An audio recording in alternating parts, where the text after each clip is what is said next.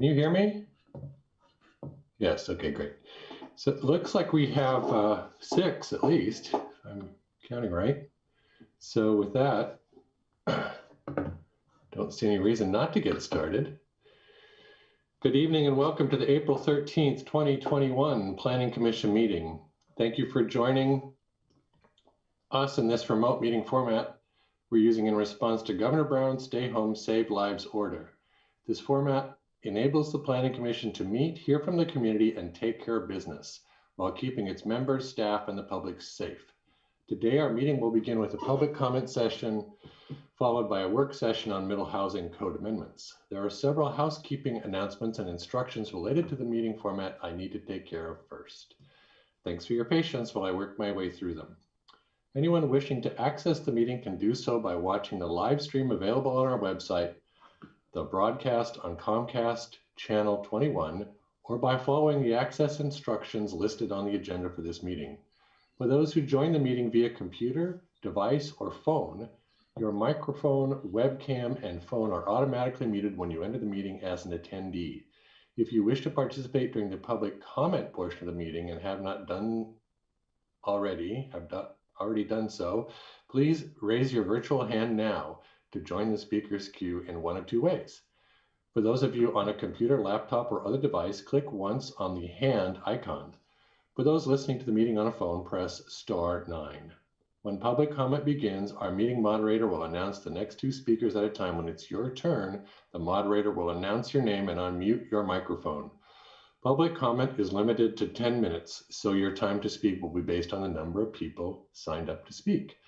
I want to thank everyone again for your patience, flexibility, and good humor as we work within this new virtual meeting format. As always, please feel free to contact staff if there is testimony you were not able to provide or wish to get to us in a different manner. With that, I will move us on to agenda item A, which is public comment. Public comment is an opportunity for individuals to speak to the Planning Commission on any topics except items scheduled for a public hearing or public hearing items for which the record has already closed. The Planning Commission has 10 minutes set aside today for public comment. Generally, the time limit for public comment is 3 minutes each. However, we reserve the option to reduce the time allowed if there are a number of people who wish to speak. As a reminder, your hand must be raised to be in the queue for public comment. When it's your turn and your microphone has been unmuted by staff, please state your name clearly before beginning your comments. Staff will let you know when your time is up. When your time is concluded, the moderator will mute your microphone and move on to the next speaker. So do we have anyone in our queue today for public testimony, for public comments? We do. We have Bill Randall from Arbor South and Eliza Kaczynski. Oh, Bill Randall. Wow. Okay. Let's get started.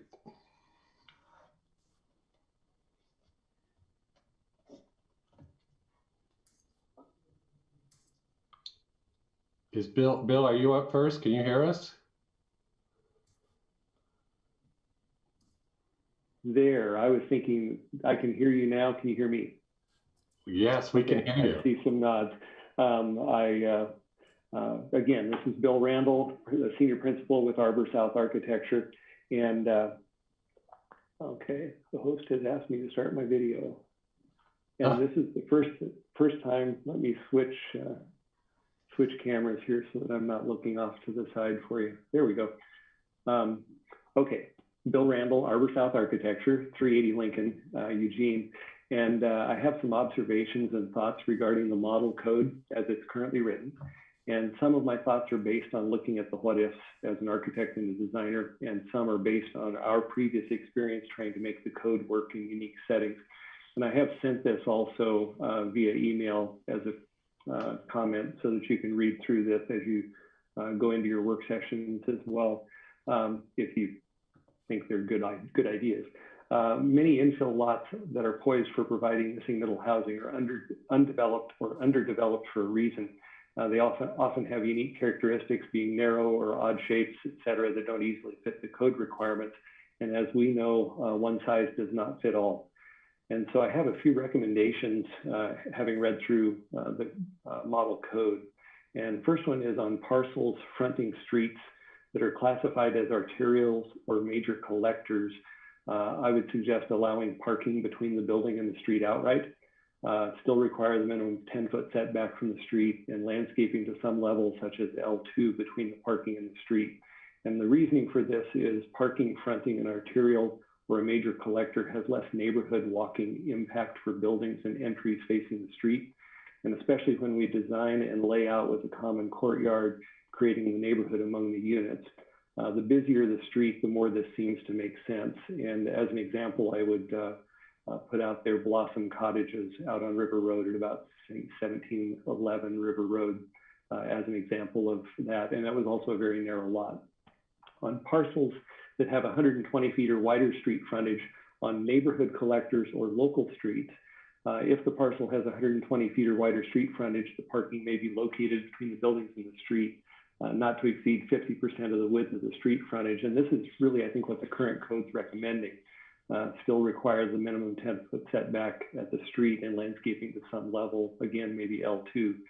But on parcels less than 120 feet of frontage that are on neighborhood collectors and local streets, I would suggest that the parking may be located between the building and the street, but subject to adjustment review, because parking lots, typically if they're double loaded or 60 feet wide, which immediately hits the 120 feet, and so at the 50%. So if you're less than 120 feet, you can't really do it.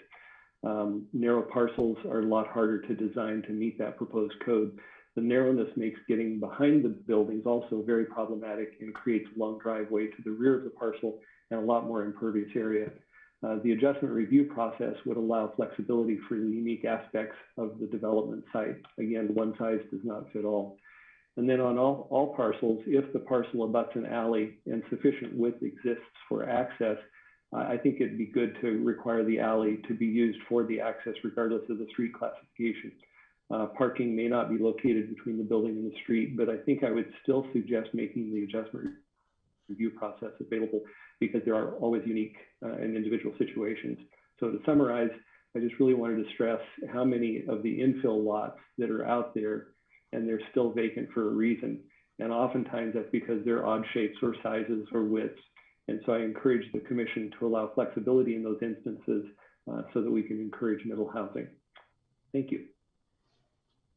Thank you, Bill. It's wonderful to see you. It looks like you're doing well. And as far as I can tell, you're happy. So those are two good. Both are true. So yes. Good.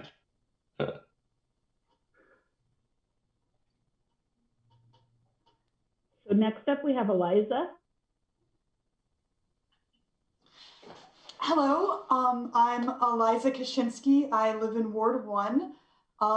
Thank you. I want to just start out by saying thank you to everyone for all the work that they've been doing regarding this. I'm particularly heartened by the work that's been done to reach out and get input from people who don't usually proactively come and comment on this kind of thing. And I know that's been a real focus and it's very, very much appreciated. I'm really heartened by many of the recommendations intended to encourage or incentivize middle housing throughout the city, as opposed to just kind of doing the bare minimum that we have to. I will probably follow up with some more detailed items via email, simply because I know it's a lot easier to process that kind of thing when it's in writing. But I do know that one of the open questions right now is regarding how to handle special area zones in the city. I know that's getting a lot of conversation in various formats. I would strongly support an approach that doesn't just allow middle housing in the special area zones, but encourages and incentivizes it. That is going to require substantial changes to some of our special area zones, particularly the SJW zone, which is where I live. My home is zoned SJW. But I feel like this is essential for two reasons. First, many of our special area zones are in the areas where we most want to see middle housing go. They are close to key transit corridors, and they've historically been designated as something other than low density single family areas. SJW, again, is one of our largest special area zones, It's Metro Plan designated as medium density, and it has been considered medium density in whatever the parlance of the day was since at least 1948, which is basically as long as Eugene has had zoning. But that special area zone is designed to discourage rather than encourage middle housing. It seems a little odd to attempt to maintain more restrictions on middle housing in medium density designated areas than we are applying to low density designated areas. Second, I would say that part of the reason why House Bill 2001 applies to all areas where single family homes are allowed throughout a city, and not just some of the areas where single family homes are allowed, is to help combat the historic pattern where neighborhoods and individuals who are more empowered, who are more comfortable speaking up at meetings like this one, or writing letters, or filing LUBA appeals, or lobbying their city councilors, were able to shape the zoning of their neighborhood to meet their needs. And the impacts and downsides of those choices were borne by those who were less empowered and less able to speak up and be heard. In order to get closer to equity when it comes to our land use policies, we need to ensure that House Bill 2001 is applied equally through our city.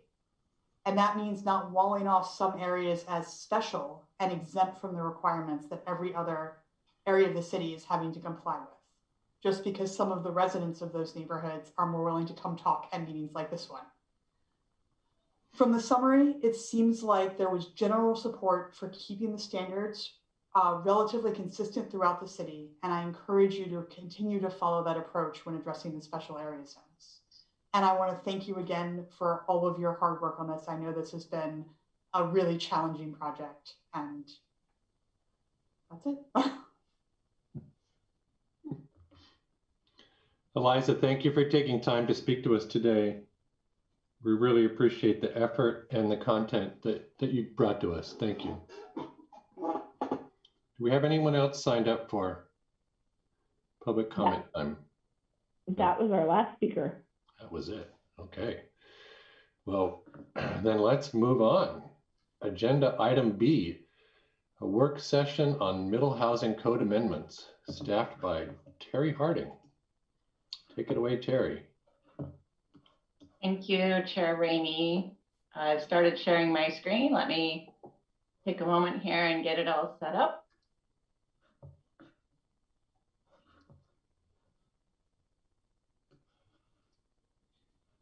Okay, I hope you're not seeing my notes now. Thumbs up. Okay. Looks good, Terry. Okay, thank you.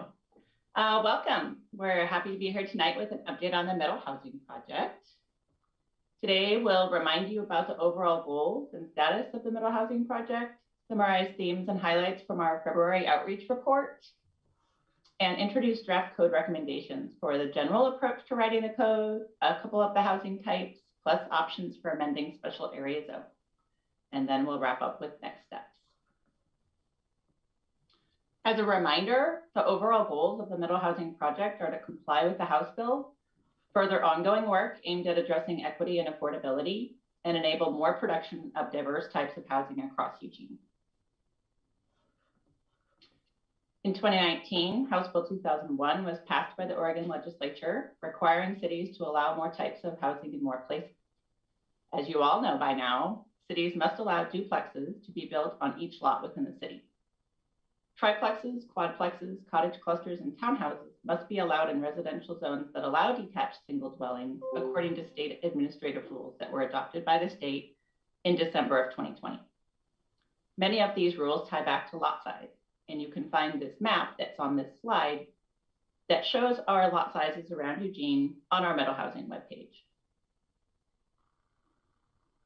Here's a refresher on our project phases. We have completed phase 1 and 2 and are squarely in the middle of phase 3 code writing. This summer, we will transition into the adoption process phase. And for a little bit of more detail, this chart shows our project schedule and major tasks. The Planning Commission and City Council check-ins are shown on the top bar. And as we all know, public outreach was a big push in February. We're here in mid-April considering our first set of draft code recommendations, which is a pretty exciting milestone. All month, we will be gathering feedback on the draft code and affordability strategies. And then code products are due from our consultants by the end of June. And now the chart that Ken has been waiting for a long time. This is a preview of what comes after June. Staff will prepare an adoption package after meeting with both Planning Commission and City Council on the draft items delivered by our consultants to get your direction. Thereafter, staff will prepare an adoption package of code and plan amendments, plus the findings that are necessary to take the project through the public hearing process. We anticipate working our way through Planning Commission process this summer and into the fall, with a goal of council process happening in the late fall. Having a local decision by the end of 2021 allows us 6 months for appeals to be filed and resolved, hopefully, in advance of the June 30th, 2022 deadline. If we don't have a Eugene code in place by that date, the state's model code will apply. So we have some room here to add work sessions or lengthen meetings as we need to. But the point I'm trying to illustrate is that the quicker we can resolve our local process, the more time we leave for potential appeals to actually let us have our code take effect.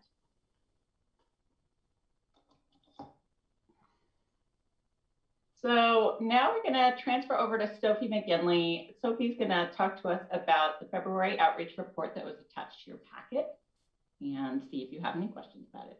I'll hand it over to Sophie. Thank you, Terry. Good evening, Planning Commissioners.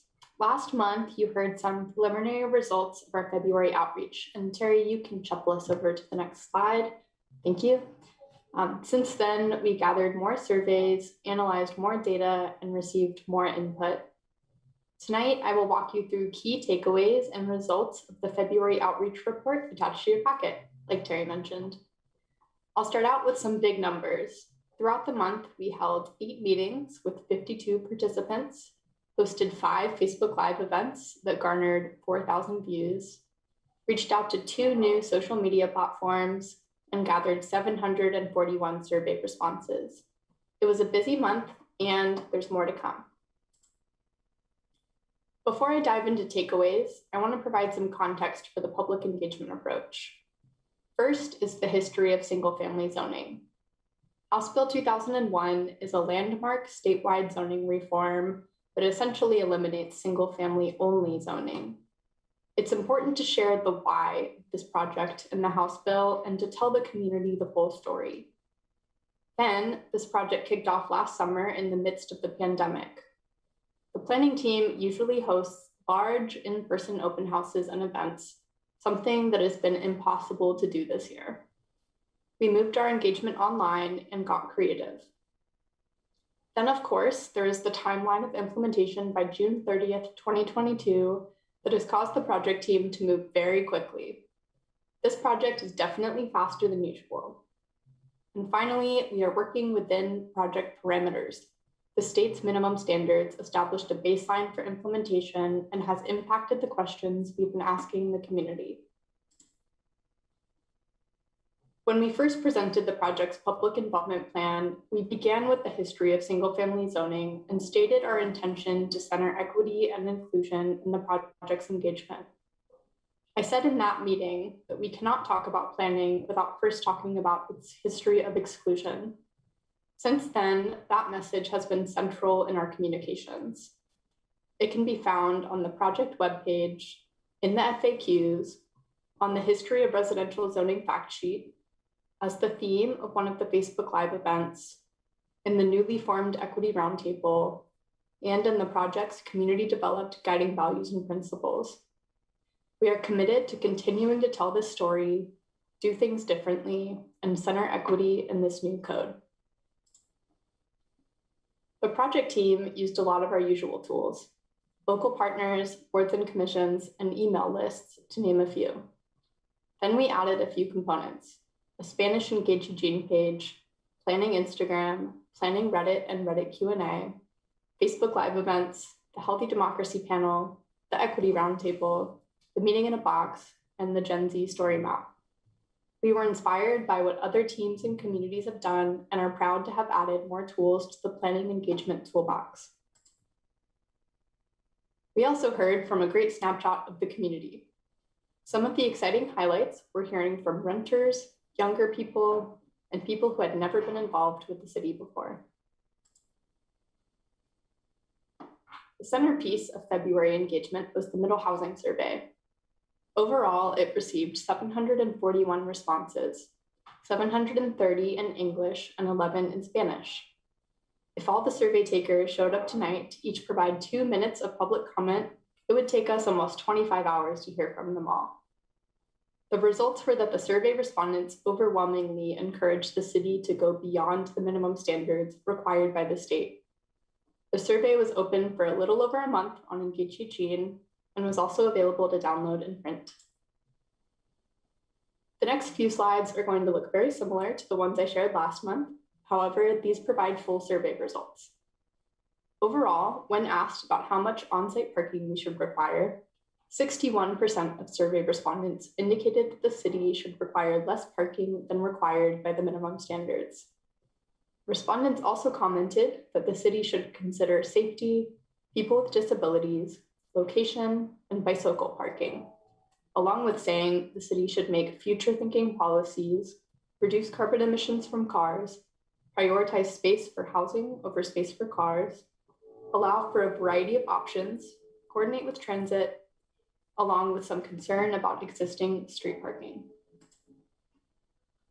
Then, when asked about lot coverage, 83% of survey respondents indicated preference for the city to allow more lot coverage than the minimum standards allow.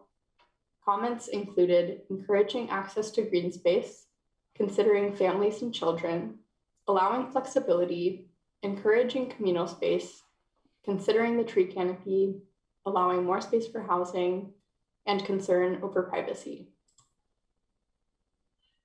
And then, when asked about design standards, 82% of survey respondents indicated preference for the city to require fewer design standards for middle housing. Comments included encouraging high-quality housing, prioritizing affordability, reducing regulation, providing flexibility, saying that design is subjective, promoting creativity, and concern over neighborhood character. Finally, we asked overall, what direction is best for the Eugene community? And 82% of survey respondents indicated preference for the city to go beyond the minimum standards required by the state. The themes that emerged from the survey were going beyond the minimum standards, focusing on equity, encouraging affordability, enthusiasm for the project, coordinating with transportation, promoting the efficient use of land, considering climate change and sustainability, encouraging flexibility, prioritizing safety, creating opportunities for home ownership, discouraging car-centric development, avoiding sprawl, overcoming the housing crisis, concern over potential impacts on existing neighborhoods, and creating inclusive neighborhoods, along with others. As I mentioned earlier, we heard from a variety of community members. Some highlights were that 13% of respondents own a business in Eugene and 12% attend school in Eugene, not just high school. Then 38% rent their residence, more than we usually hear from and still underrepresented since about half the community rents their home. Additionally, 58% of renters were under the age of 35 and 88% of homeowners were over the age of 35. Notably, one survey respondent is under 12 and 3 are between 12 and 17. And overall, 17% of survey respondents identify as Black, Indigenous, and other people of color, and 83% identify as white.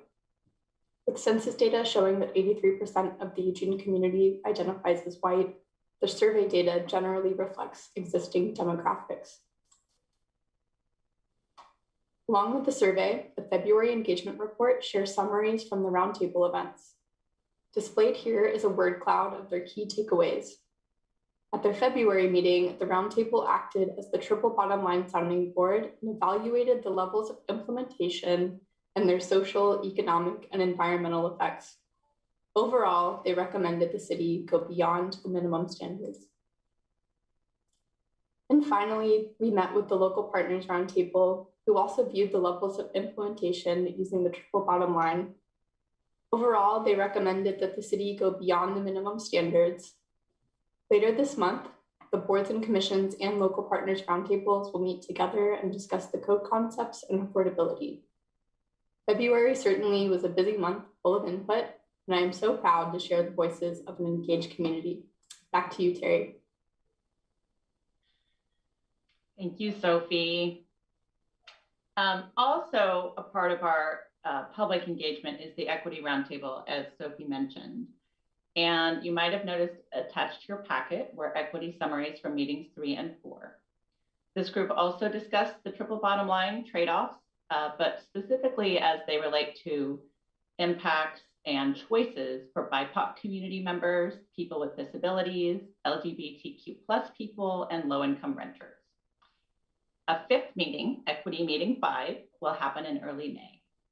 We have participants from the Equity Roundtable lined up to come speak to you at your next 2 meetings, and are also working to schedule an expanded history of exclusionary zoning presentation at one of your May meetings by Dr. Sarah Adams-Shane, who teaches at the UO Law School and served on the Rules Advisory Committee. There's also an updated Healthy Democracy Survey report in your packet, and this was updated to include all of the votes after the meetings happened.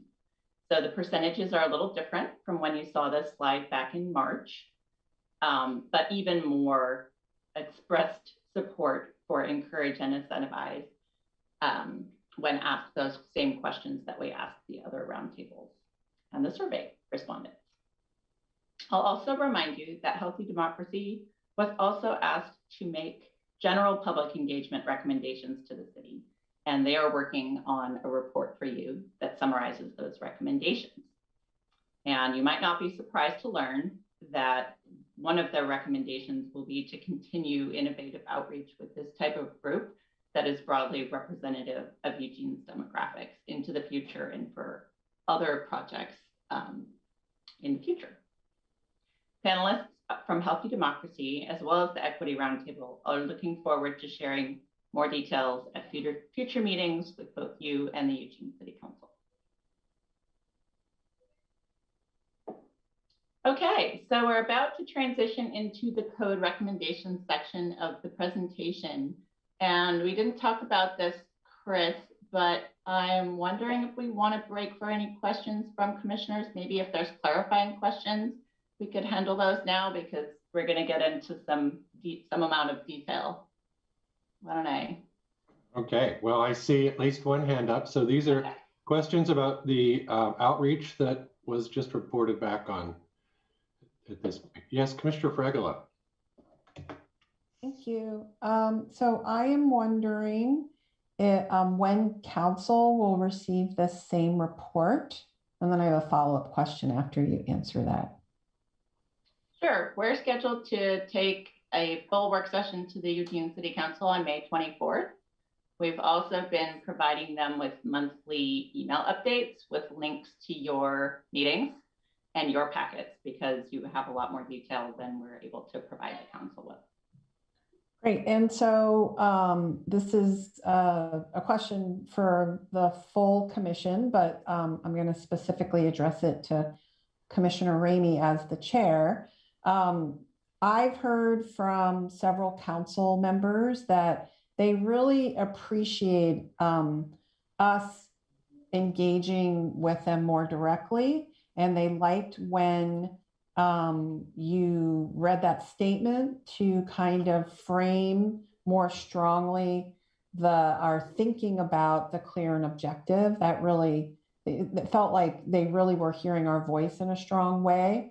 And so I'd like to suggest that we continue to do that. And I'm wondering if we could consider drafting another letter and about I personally have been extremely impressed with this public input process. So I won't speak in that regard for the entire board, but I would like for them to hear from the Planning Commission what I think has been an exceptional effort during a pandemic, as well as what has clearly come out of it from the community. And that has come out of, I feel, a public input process that really is aligned with Eugene's demographics. So I'm hoping we can continue to engage with City Council in that manner. Well, thank you, Commissioner Fregel. I think that makes a lot of sense. Commissioner Taylor? I just want to second that. I agree. I think that it's a great opportunity to have intermittent communication with City Council before we actually have an action item in front of us to move the code forward. And this public process, actually, I know it's all of staff. Sophie, you as the lead. I mean, it's really phenomenal. And I agree with your excitement. I mean, and I think making sure that City Council knows, especially if there are certain stakeholder groups, that this is more uncomfortable. And this process, I would love for the attention and understanding of how inclusive this process is at that decision-making time is going to be really important. So I would love that too. And I know that means, you know, if we're getting assistance from staff, you know, sensitive about your time. So if you have thoughts, it'd be great. So let's hear from Commissioner Beeson and then anybody else. And I have a couple of comments and we can hear from staff. Thanks. And I would second all of the above, or third all of the above. I would add, I think it's important when we do, I guess, doing this kind of communication and doing it while we're kind of in process here, and particularly in addition to what's been mentioned, adding, you know, at a summary level, giving them a pretty good idea of how we're proceeding through the code review, the code recommendations, kind of our step-by-step process, all with the idea, and this, the work sessions that Terry is doing accomplish this also, but all with the idea of there being no surprises. Thanks. Thank you, Commissioner Beeson. Anybody else? Yes, Commissioner Edwards. Yeah, well, first of all, thank you, Chair. I want to fourth everything that's been said, but I want to bring up one other point that I think would be helpful, and I would love recommendations from staff on when there are communications happening to council and maybe not to Planning Commission that are really important topics or that are important components of this topic. I think that that would also help if there was some, you know, a way to communicate with council and incorporate that so that they can provide, you know, feedback so that we don't get into situations where advocacy was happening, but not to us. And it was happening when we were engaged in the process, but it was happening to council, and council just assumes that we're getting that as well. And so I think that just putting that out there is problematic at times. And I think if there is a way to create a little bit more communication between the two, between the Planning Commission and the City Council, I think that would actually be beneficial. So I would love your recommendations and thoughts, because you all see a lot more than we do. So thank you. Commissioner Isaacson. Not to believe a dead horse, but I also went fifth the idea. I think it would also be interesting to have a conversation about maybe appointing a liaison, whether it be the chair, I'm not volunteering you, Commissioner Ramey, or whomever else is your designate to, on meteor subjects, be a liaison to the City Council, so that if they had questions during council session, they could almost have a mini session where they could kind of investigate a thought process beyond what we just type up and write and send to them. But again, I'm not volunteering your time. Except I just did. Yeah. Well, okay. So thank you all. I know Commissioner Brodsky will weigh in here if he thinks he needs to. He's not shy. So a couple things there. I think there's a risk of confusing our role with the Planning Commission, being sure that it's easy when we've already taken action and we're taking that forward to the City Council and saying, this is, what we did and how we did it.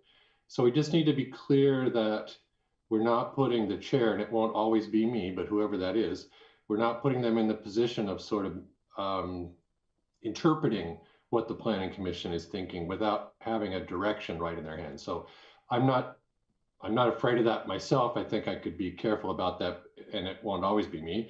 We're going to rotate the chair, I'm pretty sure. So having said all that, the other thing I wanted to ask Alyssa and the staff about was the timing of our retreat and whether or not this sort of idea of keeping the council more regularly in tune wasn't a good thing to do then. And we could also sort of then prepare for this May workshop at the same time, work session, same time. I think that would be an outstanding time to just talk about your relationship with the council, how best to communicate with them. I think that it, fits squarely in what we'd like to talk about. Okay. So duly noted. Okay, so with that, thank you, Commissioner Fragola. I saw Commissioner Taylor, your hand was up briefly. I don't know. Okay, so I think we're clearly consensus here. The way I use that word improperly, presuming Commissioner Brodsky is okay, at least a severe majority. And with that, we'll put it on our agenda for the retreat. And I'm more than happy to do that as chair. I don't want to speak for future chairs, but I could certainly do that. And with that, then I think, are there other comments about the public process, or can we move ahead with the next part of Terry's work? Okay. Yes, Commissioner Beeson. Yeah, very quick question, I guess, for Sophie and Terry. Okay. I'm just curious in terms of neighborhood associations, if you know if they've had any formal presentations or semi-formal or meeting in a box, or what you know about that. I don't see them mentioned in the material, and I'm just curious. That's a great question. So the neighborhood associations are represented at our local partners roundtable. We have an NLC representative there. We also sent the meeting in a box directly to all of the neighborhood chairs and twice to the neighborhood newsletter that goes out every Wednesday at the beginning of the month and at the end of the month. I think River Road was the community organization that put together, the neighborhood association that put together a neighborhood tour. They actually created their own walking tour of middle housing, which was awesome. Added on to the one that we created in the meeting in a box, and we heard some feedback from them. It was available and promoted to all of them. Thank you. Okay, anybody else? All right. So Terry, I think we're back to you then. Great. Thank you for that discussion. That was super helpful. I'm going to get back to my sharing of my screen.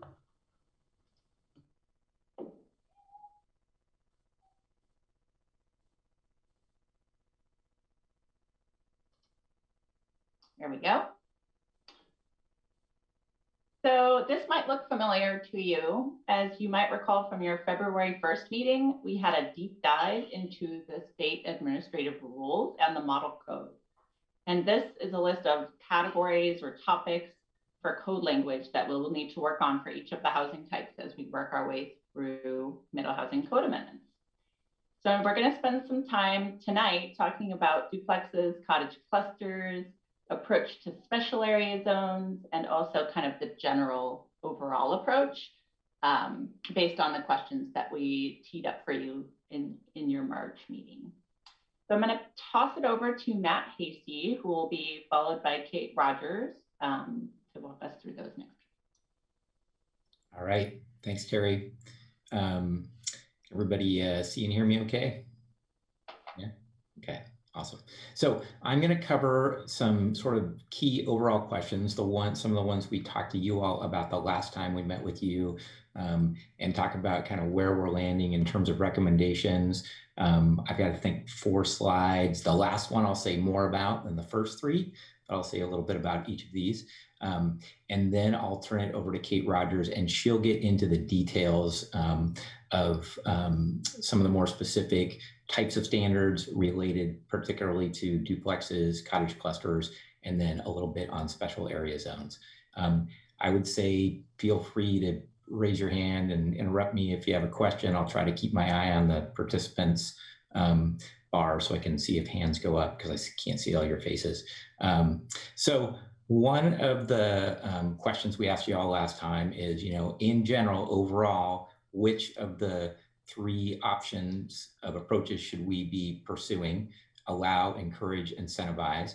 And you heard from Sophie and Terry that we've had pretty strong direction from the community outreach so far to lean towards encourage, somewhere between encourage and incentivize. And I think that's pretty consistent with a lot of the conversation we had with you all last time we met. And so that's, essentially where we're heading, although you will see some differences, some variations among certain specific standards where we might be recommending, at least preliminarily, the allow approach. So we'll get into that detail a little more as we go along.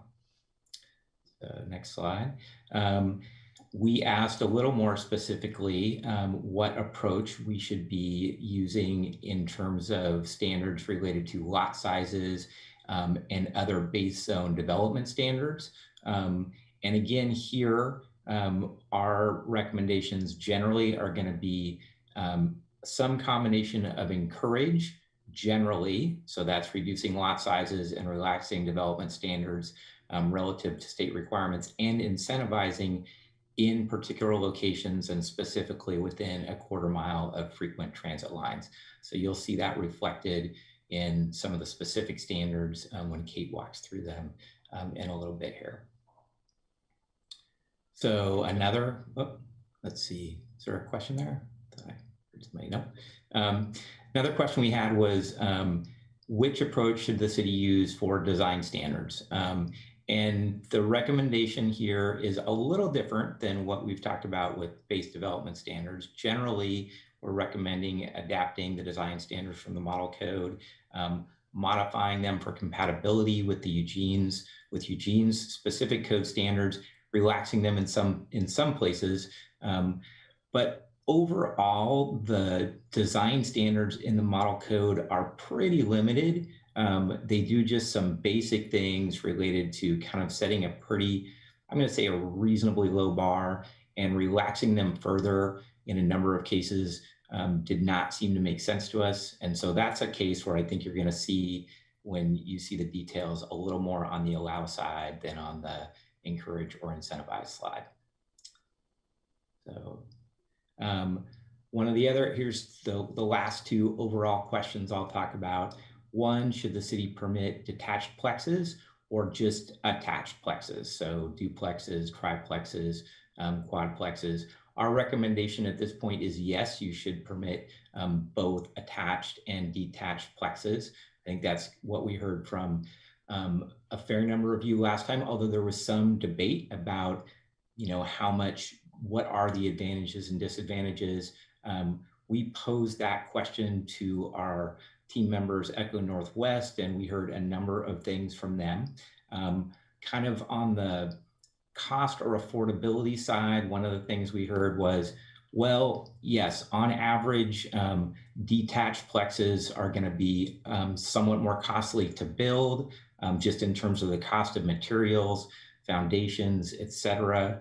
They're also going to use a little bit more land than attached units, and attached units are going to, all other things being equal, cost a little less, and people are going to be more willing to spend less on an attached versus a detached unit. So on the flip side, allowing for both types of housing does provide more flexibility just in general. So overall, it provides more flexibility. It provides more flexibility if you have an existing detached, for instance, single family detached home on a lot, and you want to add another unit, you get some flexibility there. It also provides the opportunity with, for instance, a quadplex to provide 2 duplexes. They could be 2 stacked duplexes that are separate from each other on the same lot.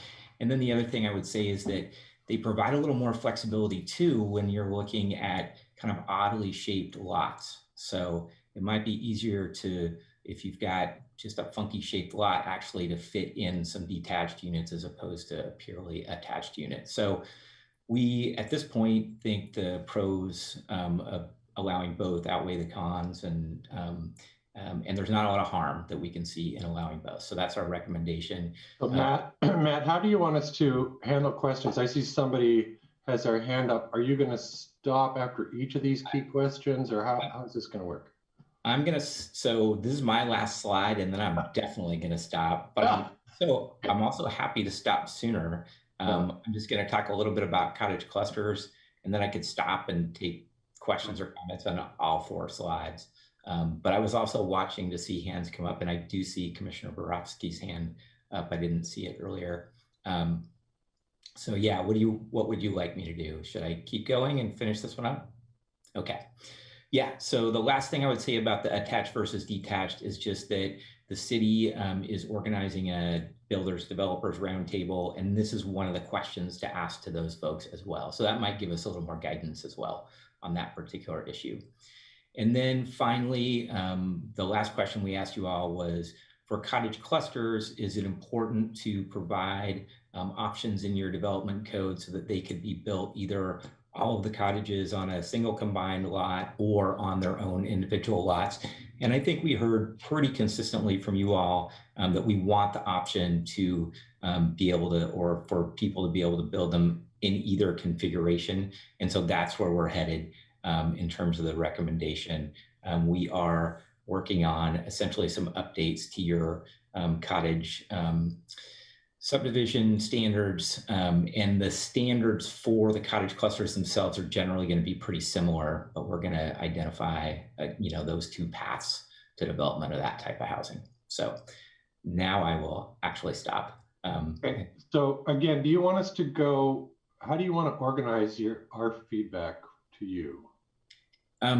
Really, I'm going to guess that there might be some of these items where nobody has any comments and some where they do. So I would say just go for it in terms of these 4 or 5, these 4 slides is fine with me, unless you want to take them one at a time. I'm happy to do that too. I don't really have a strong feeling. Well, I guess I'm looking ahead at your slide deck. I see you have more slides here. Yeah, I would say let's take comments on these general questions right now, get some discussion on those. Okay. And then Kate Rogers is going to cover the next set of slides. And we might want to stop a little more often on her slides for comments and questions, because she's going to get into more of the specifics and the details. Okay. So I have Commissioner Borowski and then Commissioner Beeson. The general questions here we're looking at. Thank you.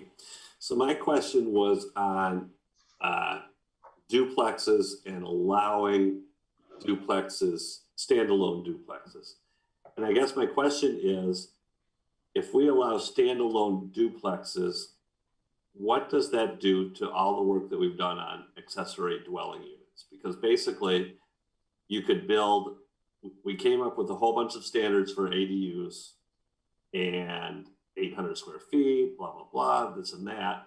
And now if we're saying that you can do a detached duplex on anything, does that make that detached duplex have to conform to accessory dwelling standards or not? I'm just curious about that. Yeah, so I'll give you my first take on that, and then we'll see if Terry or anybody else has anything to add.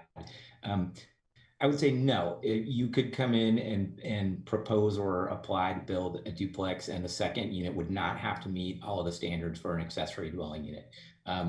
And so I don't think it sort of undoes the provisions you have in your code related to ADUs.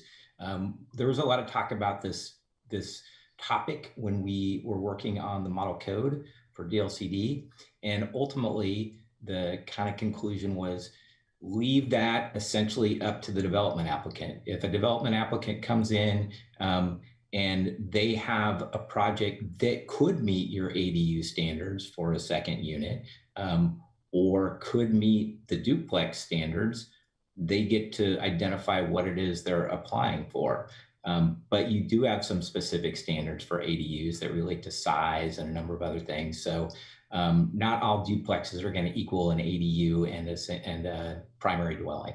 And it's just going to depend on what the project looks like vis-a-vis the definitions of duplex and the definitions of an ADU and a primary dwelling. So hopefully that makes some sense. And I don't know, I think Terry might have something to add.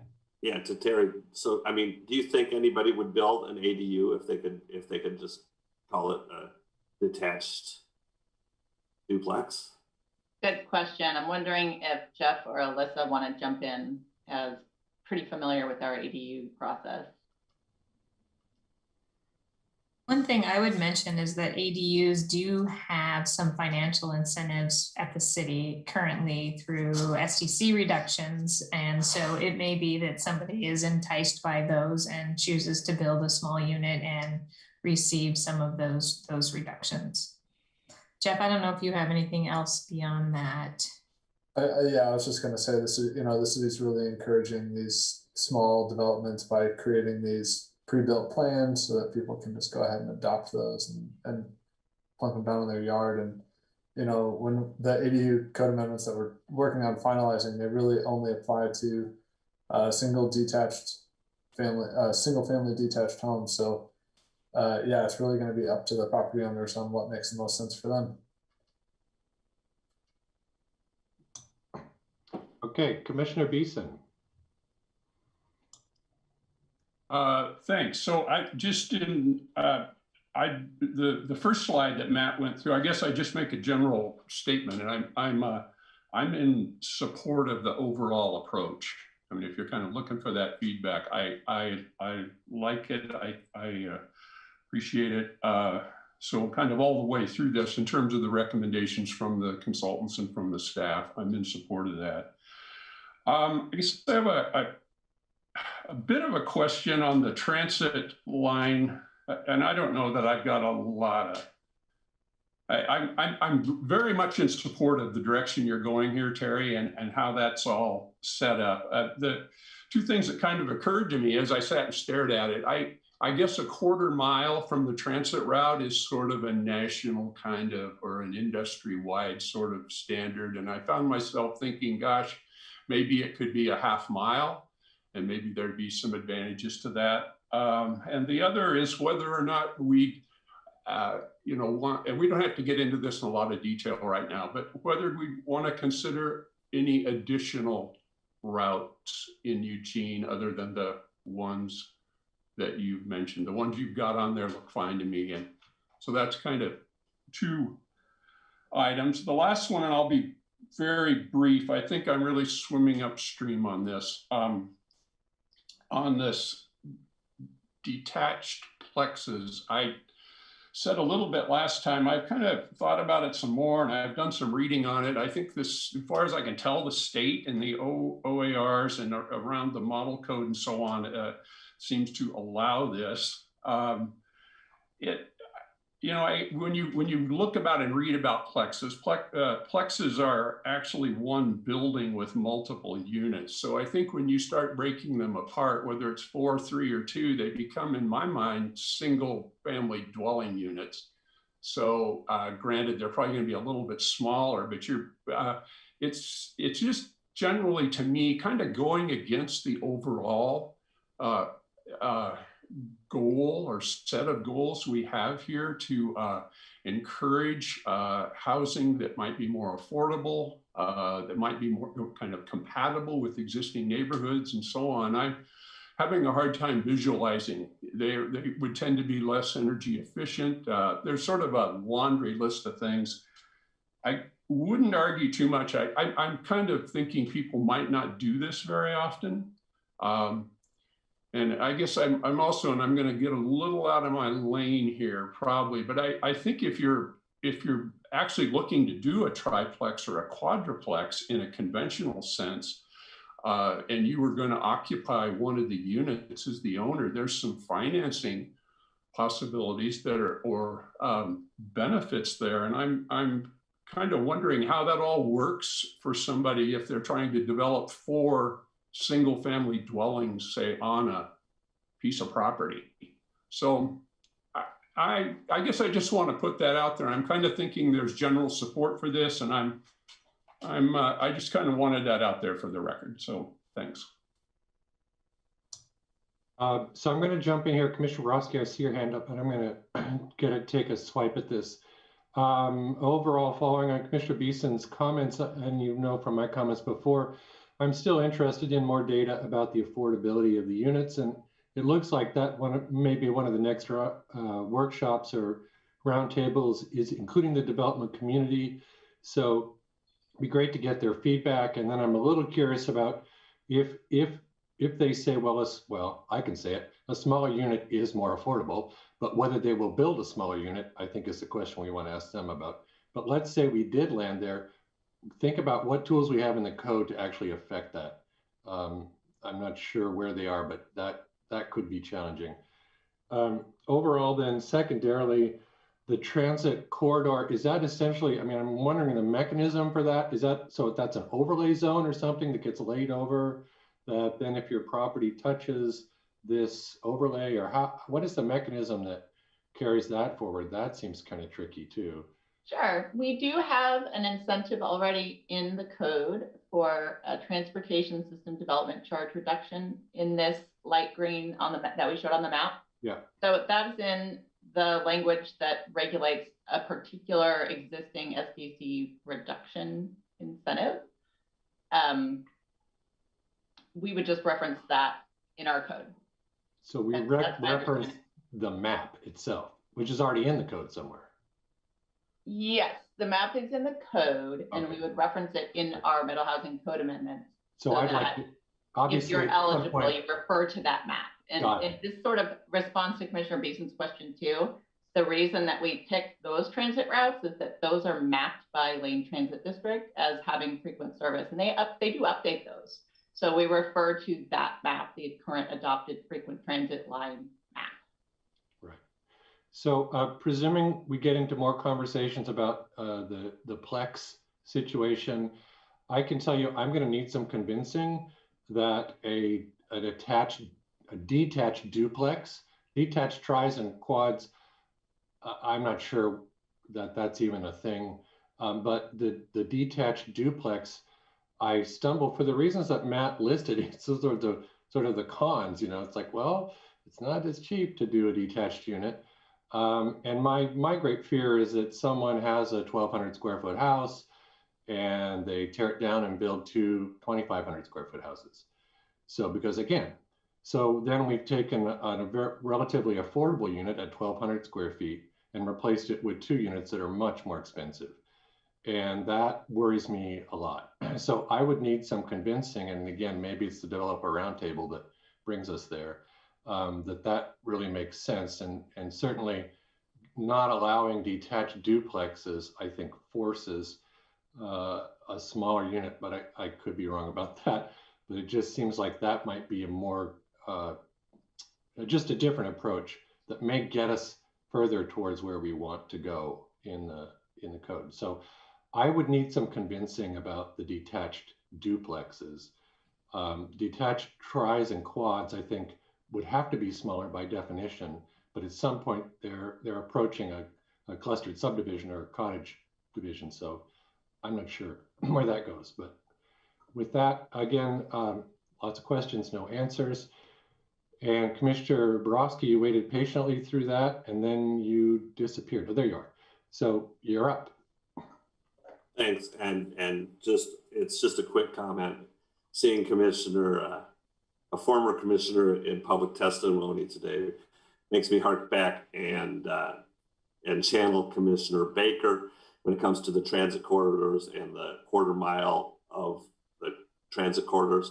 Let's make sure that we put in there if there's barriers between the transit corridor and the housing, i.e. a railroad line down Highway 99 or a river or those types of things that they're excluded. You can't walk across the river to get to the bus. You can't walk across the railroad track to get to the bus. So let's make sure that Commissioner Baker's wise intent when it came to the SDU exemptions is carried forward.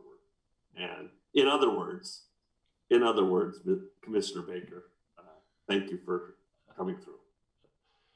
Commissioner Taylor. Thank you. I just want, I guess I kind of thinking out loud is about the detached duplexes. In theory, I'm supportive of it. So I think we have to be careful not to get into a situation where, like Commissioner Ramey's example, I mean, if you've got a parcel that has a very small home, like 1,200, there's nothing that prevents an owner from tearing that down and building a giant single family house. So quite frankly, I would be more of a proponent of seeing an underutilized parcel be developed into 2 detached duplexes. So I just think we as a group, I think let's be careful and balance some of our examples with what actually is allowed now, what could happen now. So that's all I have to say. Well, just remember, my point was that we're putting in 2 units that are not as affordable as the 1 unit. It's about the number of units. Okay, anybody else?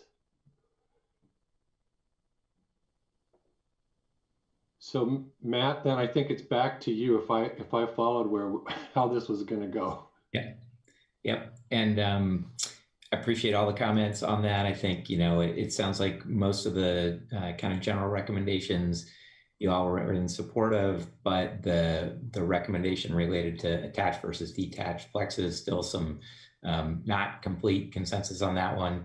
I think it will help to get some feedback from that developers roundtable, see what we hear there, and end up having some more discussion. And I think, again, our recommendation was revolved in large part around flexibility and just creating more options, and us feeling like that was more towards the encourage or incentivize, but I'm not saying that's the right answer, just where we're coming from. So yeah, I'm done with kind of these general questions and options, and Kate Rogers is gonna take over, and she's gonna get into more of the actual details on duplexes, cottage clusters, and then some special area zone items. So thank you. All right, thanks, Matt, and good evening, commissioners. So as Matt mentioned, I'm going to go over our recommendations for duplexes and cottage clusters. And I'm not going to go into too much detail into all of the standards for the presentation, but I know the code summary memo that was included in your packet had a lot of details. So if you have questions about those details or want to talk about them, please feel free to jump in and ask those questions. I think I only have one slide for duplexes, so I'll probably stop when I'm finished with this slide and we can take some questions. So the recommended approach for duplex standards is consistent with the project team's overall recommendations, overall approach. So that's to encourage duplexes by relaxing standards relative to the state requirements. And then we recommend further relaxing key standards, including minimum lot area and parking requirements, to incentivize duplexes within a quarter mile of frequent transit lines. So that's kind of the overall approach. We have a little table on the slide that sort of summarizes some of the standards and sort of where those fall in each category. And I just want to explain a couple of the areas where we deviate from this general sort of encourage, incentivize approach. So for setbacks and lot coverage standards, we recommend keeping the existing standards that are in the base zones currently, and that would be consistent with the allow approach. And the reason for that is Echo Northwest has looked at these standards and generally has shown that duplexes are feasible under the current standards. And these are also some of the key standards that are important for ensuring some consistency and scale between new duplexes and existing homes. I also want to point out that we're doing some test fits with variations in lot coverage. to see how that might impact the potential resulting size of units. So that might guide some of us, some of our recommendations and guide us toward refining some of those. So we'll come back with more information about that in future sessions. We also want to point out that for building height in the R1 zone, we don't have this detail on the slide, but it's in your memo. That's one area where we're recommending the incentivized approach, but it's a little bit of a different approach than it is for some of the other standards. So the recommendation for the R1 zone is to only allow an additional 5 feet of height for duplexes near transit lines. And then for the rest of the R1 zone to keep the current 30-foot height limit. And so this is different from the incentivized approach for minimum lot area and parking, which has kind of a more tiered approach where we're recommending, sort of the encourage approach across the zone and then the incentivized approach within transit lines. And the reason for that is just that, going above 35 feet for duplexes, we didn't think made a whole lot of sense. It wouldn't probably make much of a difference in terms of feasibility, and just for the sake of compatibility, it would probably be too much for duplexes. So that's our approach there. So that's all I have for duplexes specifically. So I guess I'll pause there for a moment and take some questions or comments. Okay, I've got Commissioner Taylor, then Fregala, Borowski, and Edwards. Thank you. I just wanted to reiterate, but I really support the way Matt and Kate have approached kind of flexibility, that being I like the approach of, for instance, duplex, allow attached and detached duplexes. So I think that allowing that flexibility and also your attention to that compatibility piece, I would agree. I don't think more than the 5 feet is really needed. From a design perspective, honestly, to allow some flexibility in terms of detach, add some design flexibility to be responsive to site configurations, et cetera. And I think observing lot coverage and open space, anyway, so I like the direction it's going, with the caveat that I do appreciate the attached and detached duplex option that Matt reviewed. Fregala, Commissioner Fregala. Yeah, so thank you for the work. I really appreciate the way it was laid out in our packet. And I also am supportive of both the attached and detached duplexes or plexes. I feel like even, I do call him ex-Commissioner Randall.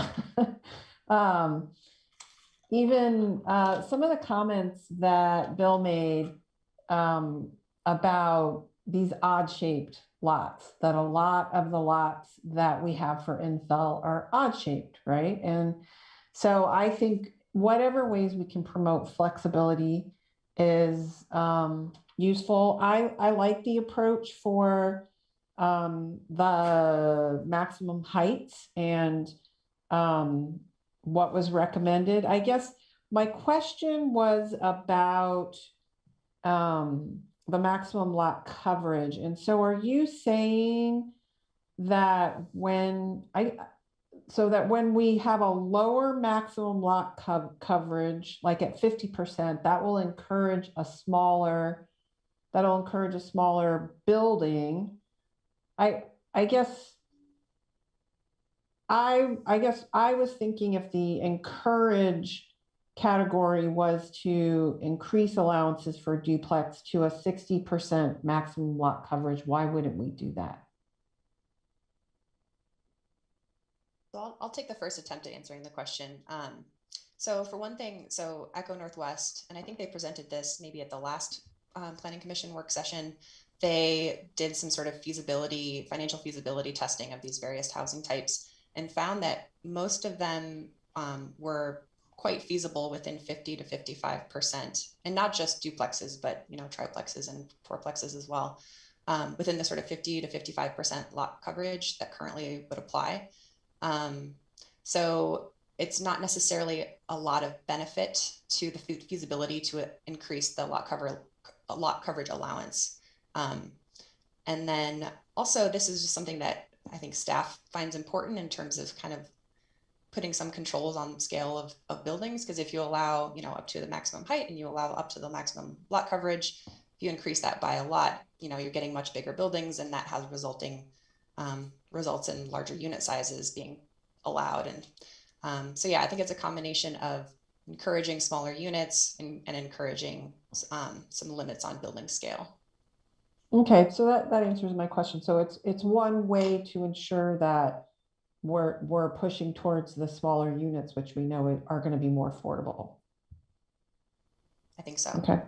Yeah, and I would just add quickly that we are doing Sarah Architects is on our team, and they're doing some, call them test fits. So looking at what size units might we end up with some different lot combinations of lot coverage, lot size, and parking requirements. How do all those things affect the size of units you might end up with on some of these parcels? So we didn't have that work done in time for this meeting, but we will have it done in time for the next meeting.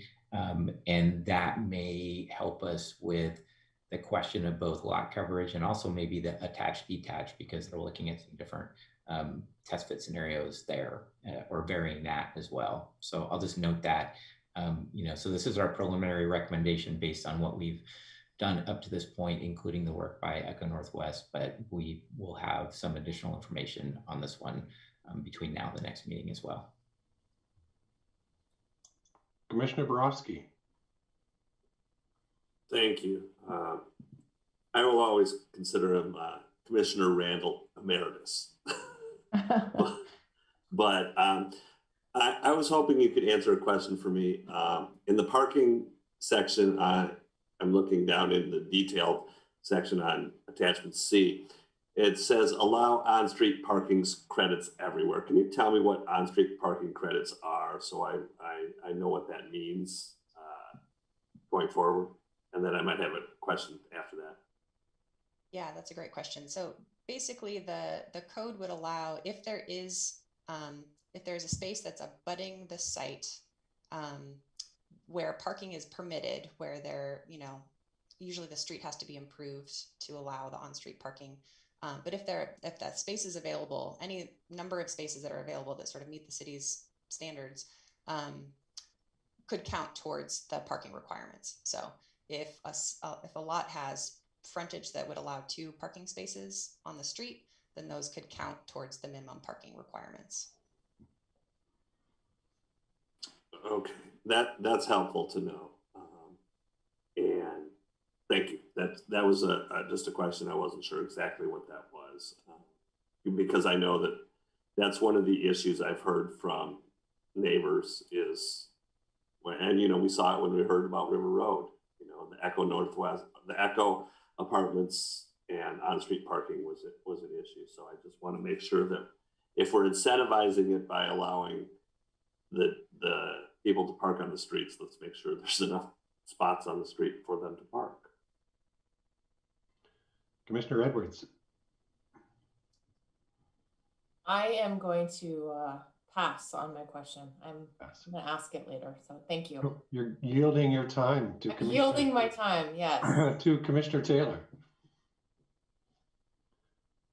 I actually am going to reserve. I actually agree with Commissioner Fragola. I'd like to see some of the lot. I went back, sorry, I was thinking 60%. I don't know where I was. So I look forward to some of the site investigations. I think that will it kind of illustrate what we're talking about, because, you know, while compatibility, I think in R1 observing kind of that compatibility while also supporting increased opportunity for housing is great. So I think paying attention to and looking at your studies will be really good. It also will look closer at what Bill Randall is talking about, how to get the other parts and pieces of the design that would be required on those lots. So thank you. I've got Commissioner Beeson followed by Commissioner Fragola. Yeah, and the discussion on the maximum lot coverage has kind of helped me with my duplex concern. I hadn't really quite connected that yet, the limitations. I'm looking forward to that analysis too, but I think the idea of that maximum coverage will kind of help hold those unit costs or those unit sizes down. My question quickly, I probably could have tried to study this.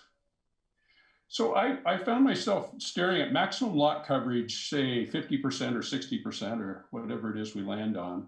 And then I was looking at minimum open space, and I feel like I'm supposed to know this, but the open space being at 20% or 10%, and I'm finding myself wondering about the other 30% or 40% of the missing space. And I'm putting myself out there a little bit, asking that, can you help me with that? Why it doesn't seem to match up for me.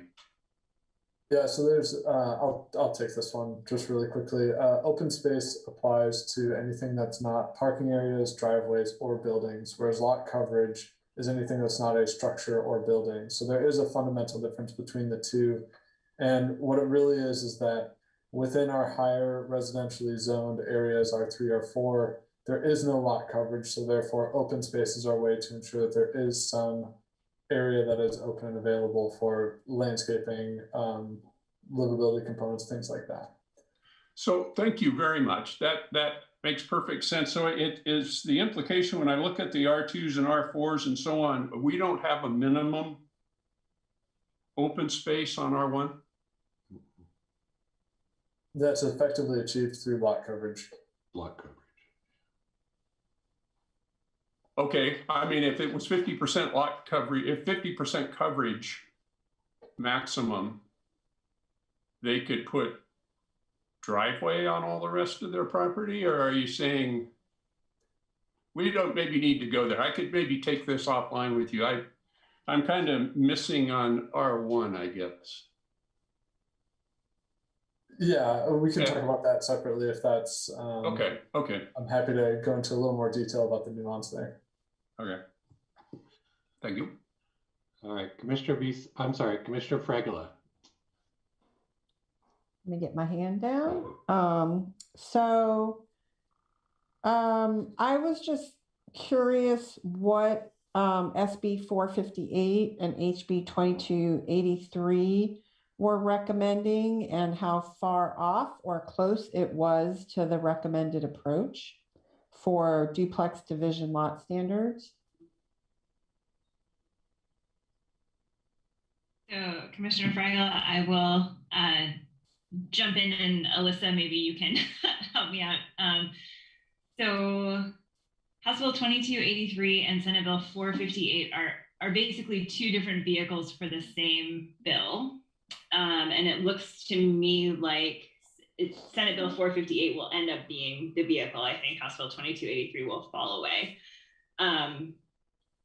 What is required under those bills is that cities allow for divisions of lots that, so I'm sorry, let me back up for a second.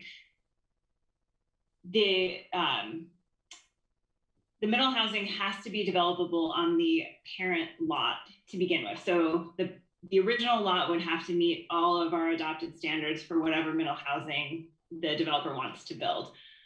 Once the middle housing is built, or concurrently with building the middle housing, the developer would be allowed to partition or subdivide that lot into a number of smaller lots that matches the number of units of middle housing that is set up on the lot. So it doesn't really speak to the size of the final subdivided lots, but the initial lot has to comply with all of the standards that would apply to the middle housing that's proposed. Does that make sense and or help? Not really. Oh, no, not really. And sorry. So would that completely throw off this recommended approach? It could possibly change the recommended approach. I mean, it may be that what comes out of the state, although we don't know what that looks like, may not have a minimum lot size for the duplex, for instance. we do believe it, you know, it'll still require access. It'll still require that they're individually served and whatnot, but it may change what's in our standards right now. It's just kind of too early to say. Okay. Okay, I've got Commissioners Taylor and Edwards in the queue, and I'm going to jump in here just to say that I really appreciate the right sizing testing that you were mentioning as an exercise. I think that's what I've been curious about probably from the start. So that should answer a lot of questions, I hope. So that with that, Commissioner Taylor. You know, I think Commissioner Edwards was before me. So, okay. Yeah. Commissioner Edwards. Oh, thank you. So I'm going to ask a different question than what I was originally going to ask. I'm thinking about the fact, so, you know, some of you are aware was a piece of legislation that will not be moving forward this session, but I can't help but to think about some of the components that were contained with that. And it really was designed to incentivize more density around transit corridors. They were using very specific definitions, so that wouldn't apply to any of our transit corridors other than where we have MX. But the concept of incentivizing around transit corridors and doing things such as, I'm reading here in the packet that you can incentivize and add additional density or add additional height or things like that if it provides for affordable units. And I'm just kind of wondering how does that work in this context? I mean, I just don't know. I think what I'm trying to say is I actually think that those are good ideas that we could potentially be considering through this process. I know that that's obviously what the state would like to see they'd like to see our density. And it seems like kind of a no-brainer, but I would definitely prefer to do it here and not have the state telling us that this is exactly what they want. But to me, I'm thinking about whether it's lot coverage, heights, anything like that. I'd be really supportive of kind of exploring some ideas around incentives to encourage specific types of housing that would incorporate affordable units and things like that. And so to allow for larger building coverage or things like that. I'm just curious, like, how does that work?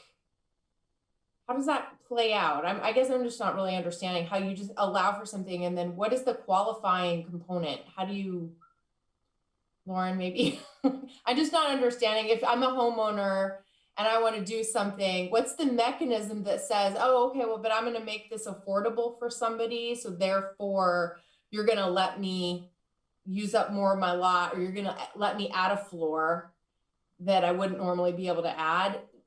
How do you regulate that as far as, like, am I a landlord? Am I selling it to someone? I'm just kind of confused. So I just was wondering if you had any jump in with a little bit of an example. There's been some discussion amongst the team and different cities that are working to implement House Bill 2001 around this topic, and a lot of work in the Portland area, which I think Matt and Kate have been at least on the periphery of and could maybe comment on. But in Portland, their process ultimately ended in an additional density bonus. Mm-hmm. And this was a result of participation and advocacy by affordable housing developers specifically, mm-hmm. over a number of years to use an existing mechanism of regulated affordable housing. So it's tracked through the city's housing office. And that's how you qualify for the development incentive or density bonus, is you sign a document that says these units will be permanently affordable under whatever regulations the city has. I was just, yeah, thanks. Just one more piece about that. Where we are in this current process is testing which code recommendations will do the most to encourage affordable units. And we're in the middle of that work, as Matt mentioned earlier, and look forward to bringing that back to you at your next 2 meetings.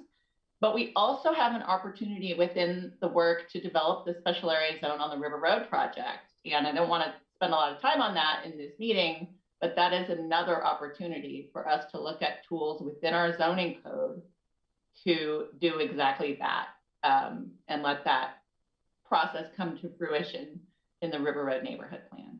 So I put a plug in for that. Thank you. Anybody else want to jump in?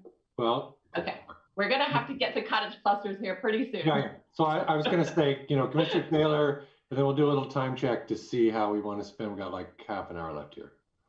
So I just want to, Kate, did you already go through lot standards? Did you already, can I comment on that? Okay. I just want to make sure I wasn't jumping the gun if you had more. So it looks like, so I guess I would be a proponent for, I like the House bill that actually looks at kind of allowing smaller lot sizes. So that would be my only, just so you know, I'm going to look at lot coverage when it comes to some of these missing middle or duplexes in relation to what the lot size is. So, if we maintain 50%, for instance, even in R1, but the lot size remains the same, I think that's why I really want to look at these studies. I think I would be pushing that, encouraging a little bit more density there. And because look at compatibility, but kind of really looking at can we actually enhance or get more units in there. So then back to the Terry and the team, I'm not sure if we have time to get through all the topics you wanted to. Maybe we could, but it's your chance to kind of prioritize them if there was some you think needed to happen before others, or if you just want to keep going the way you got it set and you're okay. Yeah, I think we should keep going. Kate's got a couple slides on cottage clusters, and we'll just keep going. Okay. I can find my sharing. That seems like a good approach. So we have 2 slides on cottage clusters, and then we have special area zone slides. And I think if we don't get through all of this SAZ discussion, we can probably pick that up again at the next work session. I'm guessing if there's time in that session. So, but today is our time to talk about cottage clusters. So our recommendations for cottage clusters are pretty consistent with other housing types. I do want to point out a few clarifications about our recommendations. So for cottage clusters, lot coverage is listed as not applicable in this table because the state rules actually prohibit cities from regulating lot coverage for cottage clusters specifically. And I think that's because those could potentially make cottage clusters too difficult to develop, and there's already requirements around common courtyard area and things like that. Building height for cottage clusters is a little different as well. These are really intended to be small units. So allowing more than 2 stories doesn't make a whole lot of sense, and it would really be at odds with the definition that comes from the state law and the general intent around this housing type. And then for off-street parking, but there's sort of a slightly different approach for cottage clusters where we recommend applying reduced requirements for smaller units that are below a certain size, and then further reducing parking requirements near transit lines. I do want to point out for one of the standards, so Echo Northwest has been reviewing the recommendations and giving their input. And so for lot size, at minimum lot size, cottage clusters, for the incentivized approach, the recommendation is to match the minimum lot size for single family detached, which is 4,500 square feet. But for a cottage cluster that might have 4 or more units, they might not be particularly feasible on those smaller lots unless the units are very small.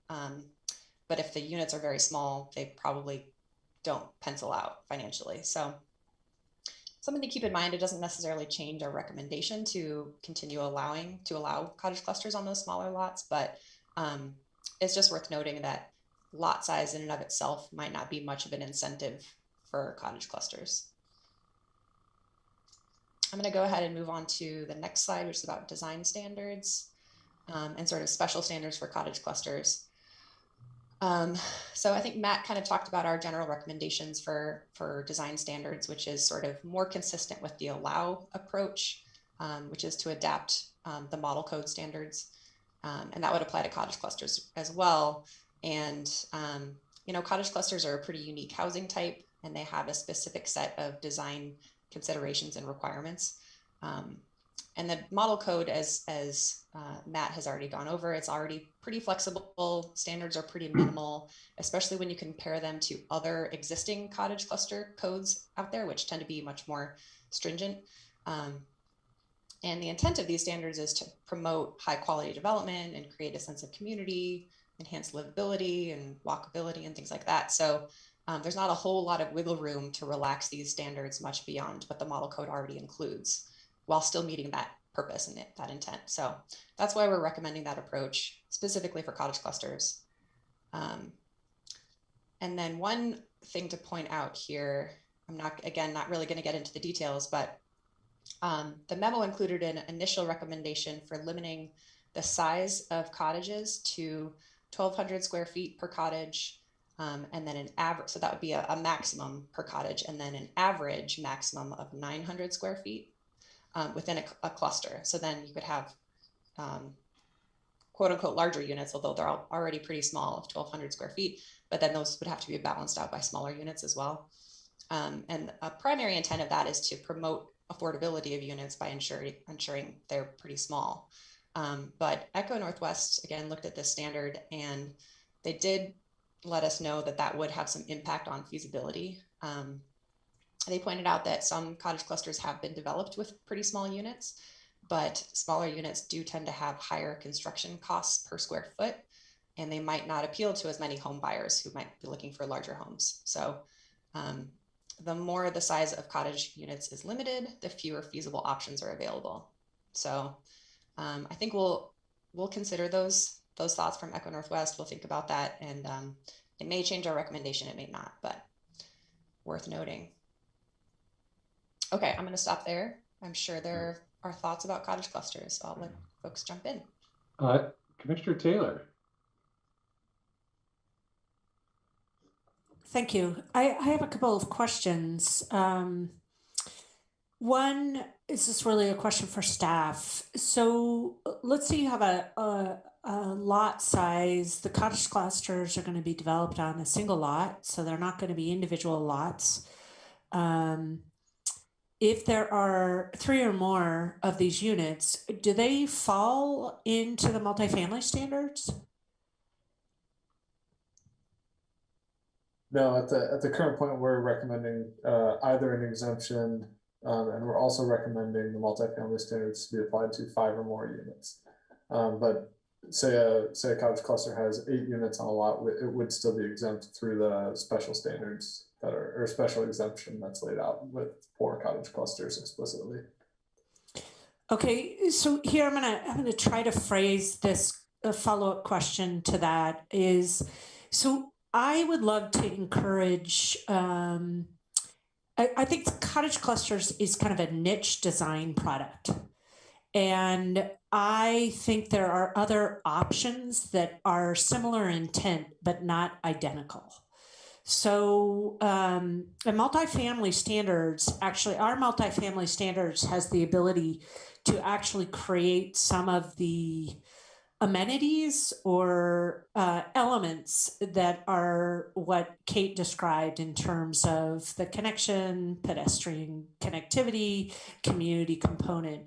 And our multifamily standards actually do that. Now, there are some things that obviously don't work in the multifamily standards.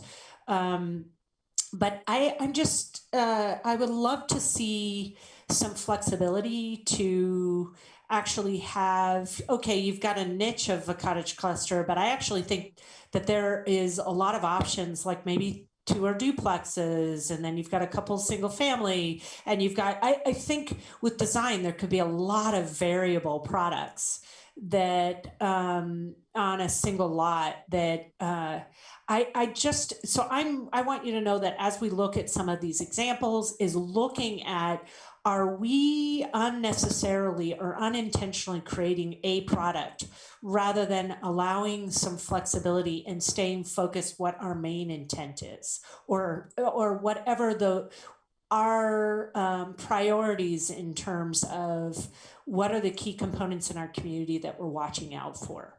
And I say that because I also think I don't want to unnecessarily determine what the market is actually going to support or not. So my next question, which is leading into tiny homes. So I really would love an option where, if it's viable, there to be a bunch of 500 square foot homes on a lot. And is 500 I know there are some building code challenges with some of the tiny homes and how they're categorized, and I know that's being addressed at the building code level, but I would like our land use code to actually be more supportive in anticipation for the building code to potentially catch up in terms of what are the options for tiny homes. So looking at letting the market evaluate and determine what's viable, because I do think there is, we're seeing it, the need for tiny homes, for instance. So that's all for now. Thank you, Commissioner. And I would just add a note that this is kind of the conversation that we're also circling around for the detached plexus question, because that would also allow for that flexibility, albeit only up to 4 units. But that's just, I'll just throw that into the conversation to make sure that you know that we're considering it. I've got Borowski and then Fregula. Thank you. My question would be, or it's not a question, it's something that I'm hoping to get back when you have the developer roundtable meeting, and that goes to garages as it applies to cottage clusters. There's a couple areas where in the encourage thing, we're not sure, do you count them? Do you allow them? Do you not allow them? So I would really want to make sure that you ask that question at the developer roundtable. Do the people that are going to be buying or developing these types of housing want or need garages? And if so, I'd like that input for the next round. Thank you. Commissioner Fregula. Yeah, my question was also around tiny homes, and when I look at the number of dwellings and the maximum of 12 to 16 or maximum of 8 cottages per cluster with no limit on clusters per lot, I mean, I think that would probably accommodate some of our tiny home communities, but the same thought came to my mind, right? And that, I mean, I lived in a home that was just over 700 square feet for almost 20 years. And so when people are referring to small homes as 1,200 square feet, I just have to laugh at that sometimes, right? And so I want to make sure that we do actually get a range of options. And I want to make sure that we're not going to impact in a negative way the ability to continue to develop these tiny home communities.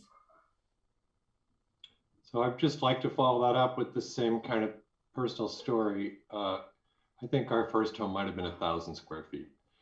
So I too, and from the very start, I've been wondering about the size of these units. So I do recognize that the smaller the unit, the more expensive they get, because you're going to have a bathroom and a kitchen in every unit. You're just reducing the square footage around the most expensive parts. So that makes the cost per square foot go up. But in any case, I'm with you, Commissioner Fregula. I get a little nervous about when we talk about 1,200 square feet as being a small home. Other comments from commissioners? Okay, I think we're ready to keep going. Great, then we're gonna go into Kate's next couple of slides, which have to do with the options for special area zones. All right, so on the screen now is a map that sort of circles all of the special area zones that will need to be brought into compliance with House Bill 2001. So those are areas where single family detached homes are currently allowed. So middle housing also needs to be allowed. So I think the idea of showing this map is not only just to point out where these areas are, but also to point out that we're talking about a relatively small portion of the city relative to, say, the R1 zone areas or other base zone areas. So we talked about some of that sort of overview of the options for special area zones, and there's kind of varying levels of changes that would be needed to bring those SAZs into compliance with House Bill 2001 and the state rules. So for some SAZs, they would really only need pretty minor tweaks to become compliant with the state requirements. And some of the existing special sort of design standards might be appropriate to apply to middle housing in some of those zones. But other SAZs will require pretty significant changes just to make them compliant with state rules, not to mention removing some of the significant barriers to middle housing. So overall, the approaches to consider are under the allow approach, to just make those changes that are needed to comply with state rules, and to potentially remove some of the really major barriers to middle housing. The encourage approach would be to make more significant changes to remove those barriers, and to make the SAZ standards a little more consistent with the base zone standards for middle housing. And then a sort of third option would be to just simply exempt middle housing from all SAZ standards, and instead just kind of point to the most applicable base zone instead. So these are the options we're considering. And the next slide, the next two slides give some examples of what that might mean in terms of what changes would need to be made and that could be considered. So one example is the Royal Node SRN SAZ. And I would say this one is sort of moderate in terms of the number of changes or the extent of changes that would be needed for compliance with the state rules. So in particular, for the Royal Node SAZ minimum lot sizes, they exceed the OAR, the state rule standards, and those do need to be amended just for compliance. So the allow approach there would be to just meet minimum compliance, and the encourage approach would be to sort of match the lot sizes that we would be recommending, consistent with the encourage approach in the base zone standards. And then for design standards, currently the design standards technically comply with the OAR because they apply the same standards to all housing types, including single family. So that means those standards could be applied to middle housing and comply with state rules. And some examples of those design standards are building orientation, window coverage, facade materials, porch requirements, and roof pitch standards. So the allow approach here would just make minor revisions that are needed for compliance with the rules. So those are relatively minor tweaks. The encourage approach, again, would be to exempt middle housing from certain design standards or modify the standards if needed to make those comply, or to sort of remove some of the barriers. And then again, that sort of third option is to just simply exempt middle housing from the SAZ standards. And then I'll jump to the next slide, if you would. So Jefferson West Side, I couldn't really fit all of this, all of the changes that are needed on this slide. I tried to squeeze them in, but just to illustrate that there are a lot of standards that already don't comply with the rules and that are pretty significant barriers to middle housing.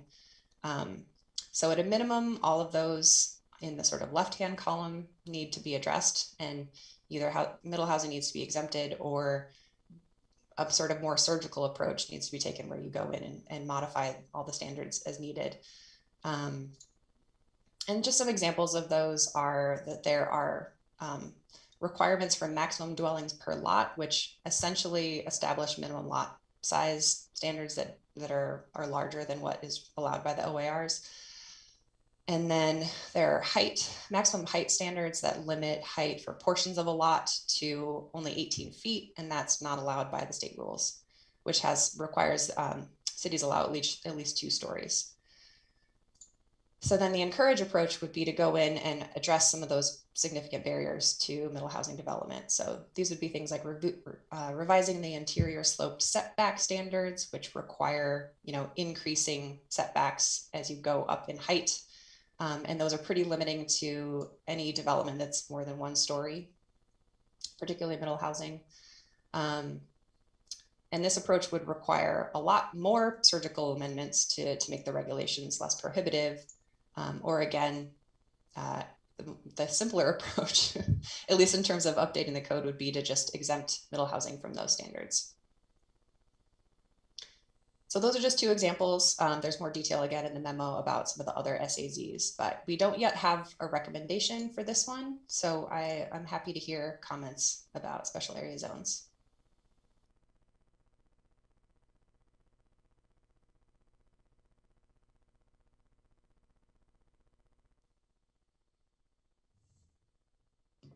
Commissioner Fragola. Thank you. So I would first like to recommend that we don't get bogged down by these special area zones, which I think we can see from the map actually represent a small percentage of the city. I think there will be a pull to tangle us up in this, this kind of focus in the process. So I guess for that reason, I like the third option, which just exempts middle housing for all the special area zones. It's equitable. We apply it broadly across the, all of the zones. And I feel like we have heard pretty loud and clear from many of the stakeholder groups in the public input process that it's really important that we are looking at encouraging diverse housing types and access to housing, affordable housing throughout the city, throughout all neighborhoods. That we are removing barriers to our neighborhoods being inclusive. And so that's why I also think I would lean towards, exempting middle housing from the SAZ, or at the very least, the encourage piece where we are going to work hard to remove those barriers, particularly in a plan that has so many barriers. And I think even hearing public comment tonight from somebody who lives in the Jefferson West Side area, to get closer to equity, we need to ensure all neighborhoods are held accountable, and that some neighborhoods are not walled off from their responsibility. And I think back to what Commissioner Ramey suggested at some point. How do we make sure that all neighborhoods are contributing in some fashion to the solution? So I've got Commissioner Taylor, followed by Commissioner Edwards, and then Beeson, and then Borowski. I don't need to take very much airtime because I think Commissioner Fragola said covered all the points very clearly, and I echo what she said. I think based on the public, our stakeholder groups, boards and commissions, and the public survey, I think that what she has clearly stated and what I agree with is consistent with what we've heard. So I agree. Commissioner Edwards. Thank you, Chair Ramey. I'm gonna agree as well, but I said this in a former meeting, and I will state it again. I feel like for me, if there is a reason that the special area zones were treated differently in their way that they were developed, or in the way that we apply development standards to them, I have not come to understand that. No one has done.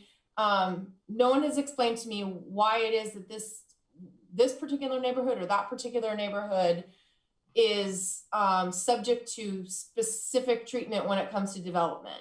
And I'm open to listening. I really do want to understand, but I cannot, I can't figure it out. And based on that, I really don't feel like there are any areas within our community that merit. I mean, I support historic buildings that have been designated as such, and I support real strong reasonings why maybe the infrastructure doesn't doesn't have a capacity to support something. I'd like to hear that, but without that, I absolutely, I stand with Commissioners Fragla and Taylor.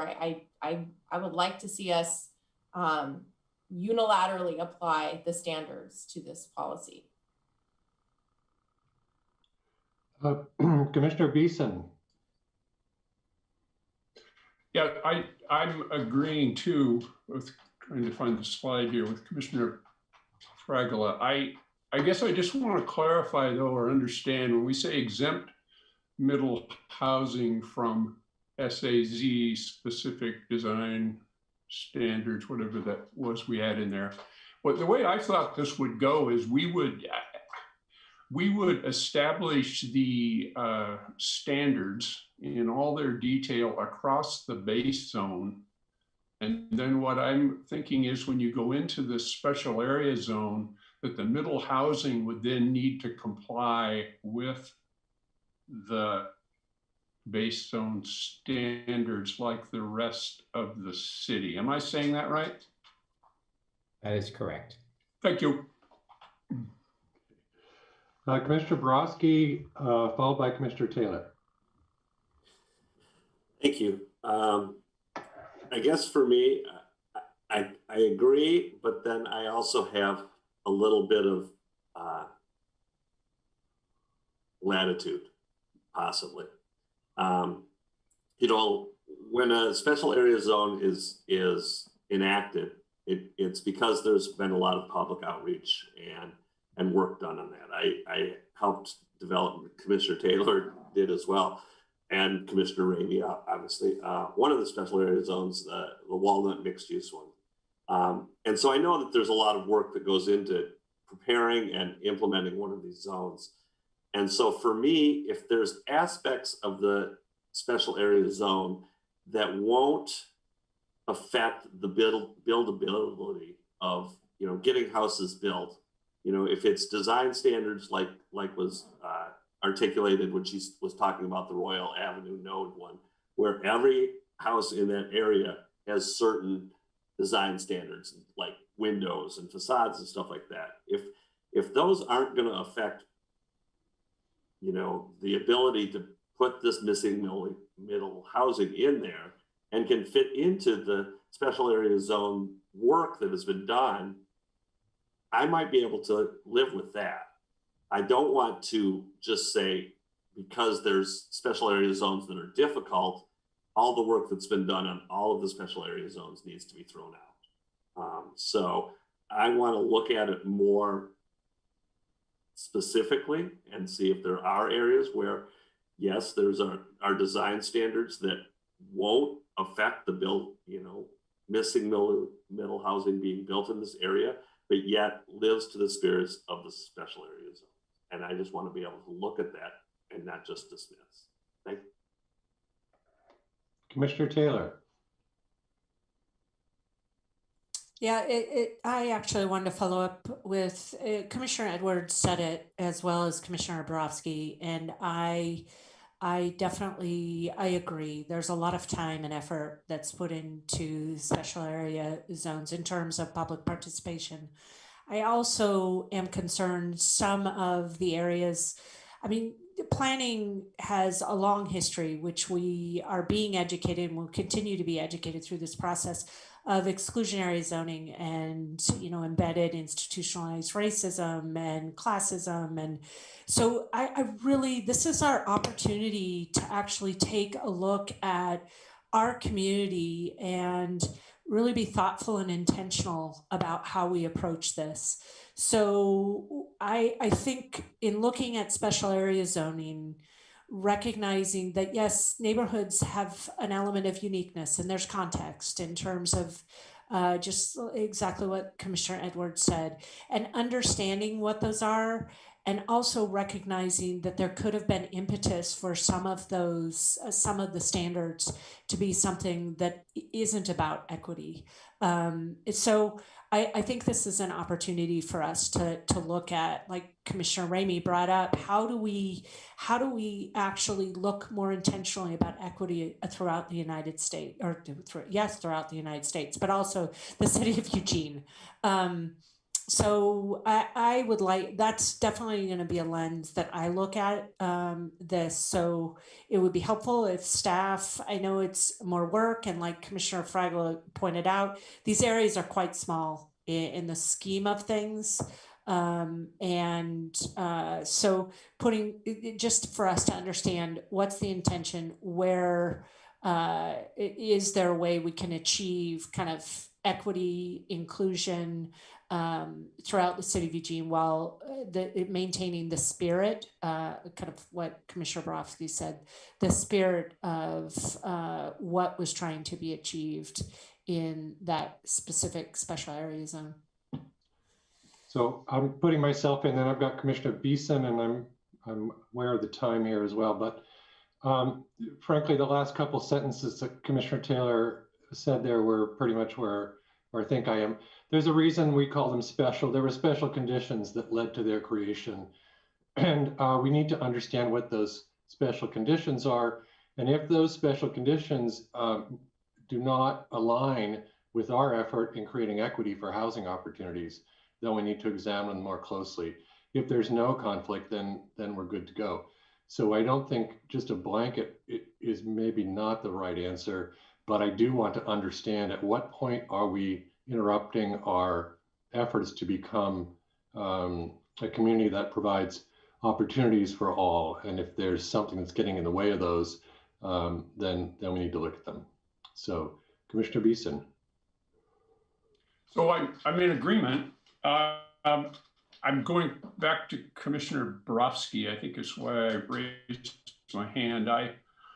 I think the idea then is that we're going to come up with the base zone standards. We're going to basically make sure that in the special area zones, the middle housing there complies with the base zone standards. And I think the clarification, or the way I'm thinking about it, would be we would just have to be sure that there, to the extent there's anything in there that's unique and so on, everything that's been said, we need to be sure there isn't some standard in the special area zone that makes the implementation of middle housing more restrictive. Because I think that, in fact, would push us, wouldn't be allowed by the statute, I guess, among other things. So that's my comment.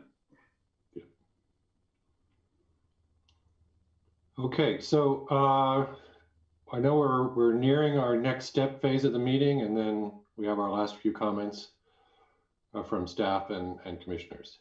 Do you want to do next steps, Terry? Sure. Thank you for that. That's a lot of great discussion that the team can use and discuss and refine to come back to you next time.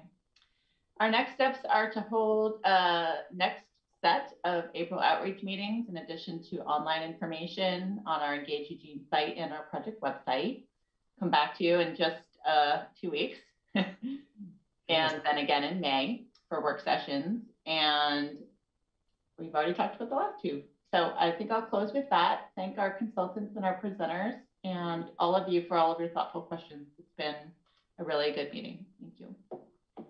Well, I just want to say from my own, I presume from others as well, I really encourage you to hold these briefings with us and these check-ins with us as often as you could tolerate.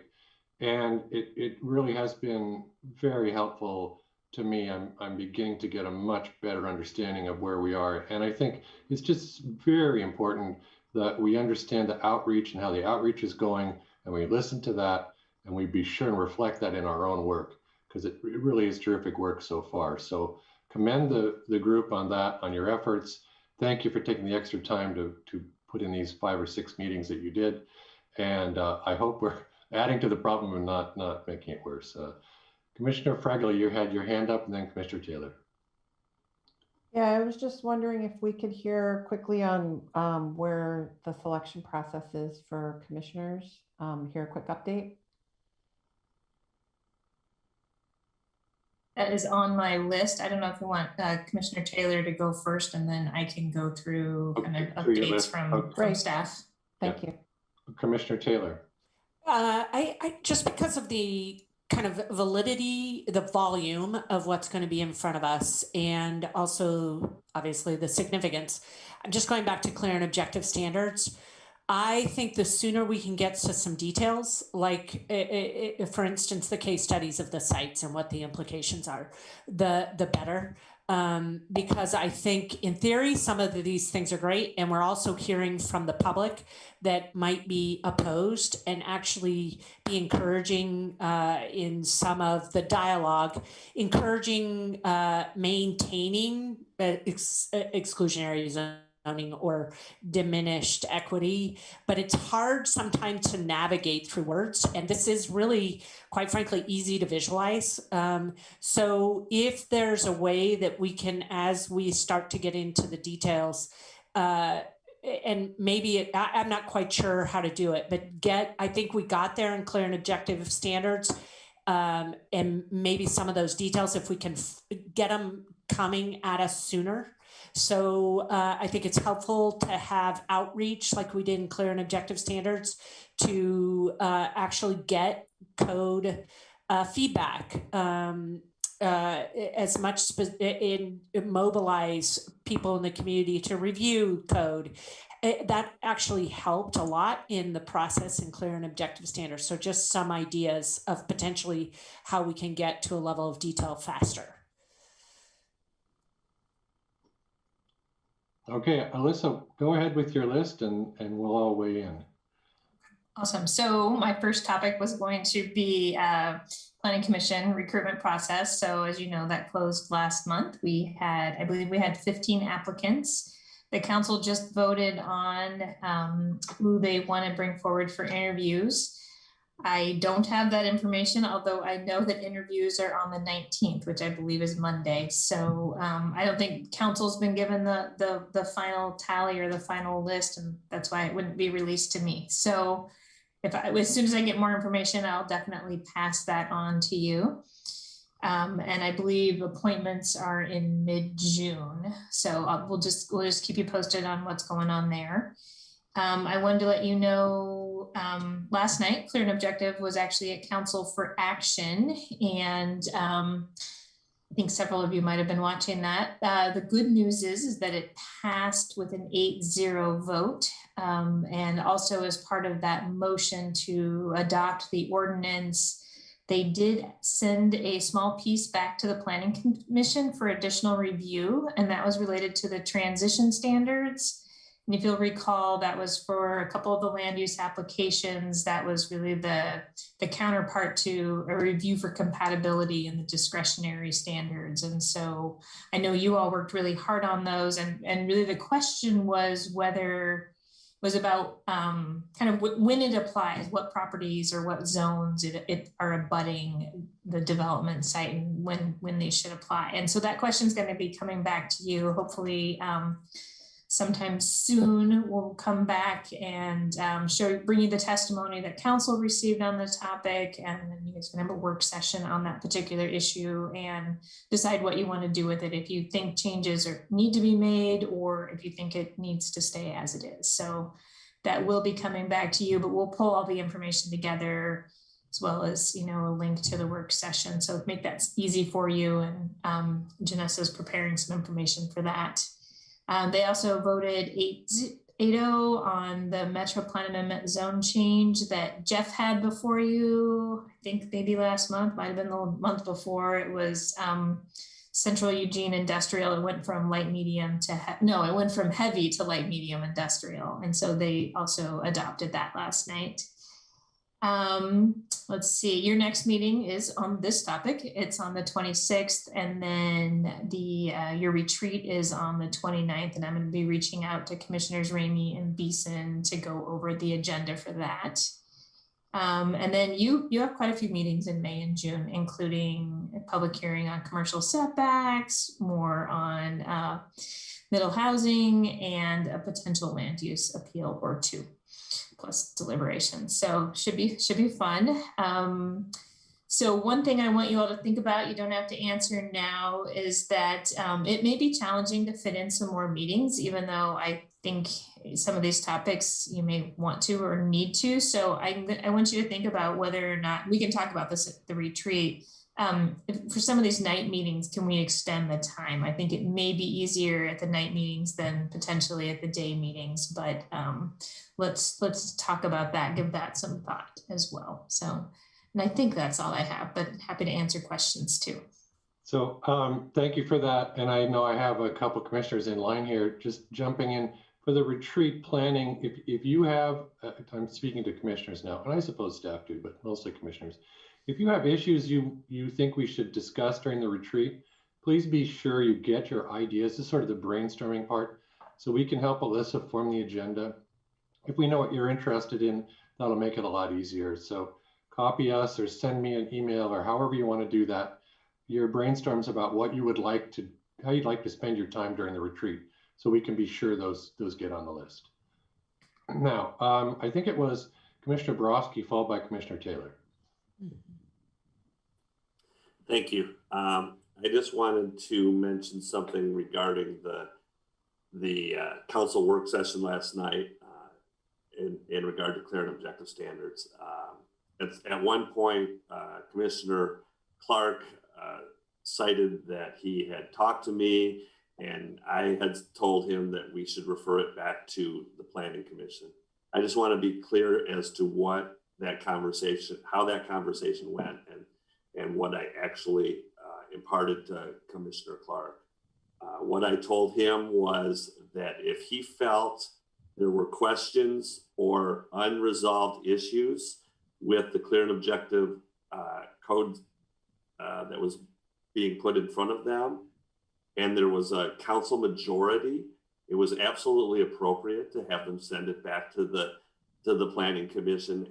And as planning commissioners, we encourage that type of interaction. But by no means did I tell Commissioner Clark to send it back to the Planning Commission. I wouldn't presume to do that. He reached out to me and asked me questions about the motion that was going to be put forward by Councilor Semple. And I told him that it would take much more investigation and knowledge for me to have an informed decision on it, so that if he had questions and did not feel comfortable moving forward with that motion, it is absolutely appropriate to move it forward or move it to the Planning Commission if there was a majority of the council to do that. So I just wanted to put that out there because I didn't want to be misrepresenting myself to the council or the community. Commissioner Taylor. I was going to mention that is in the past when the council is in this position, I think this is a very effective way to process some of the details, considering the amount of time and effort we put in versus City Council's ability to dive into the details. So I just wanted to really appreciate this process and what I view as collaboration between Planning Commission and City Council. So I think this is a really effective way to kind of to address this process, especially when they're complicated like this. So just a shout out to City Council and to this process. So yeah.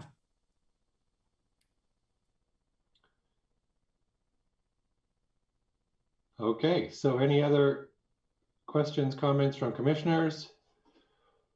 All right, we're on overtime here. So hearing none, I'll close the meeting and we'll see you next time. Thank you all for your time.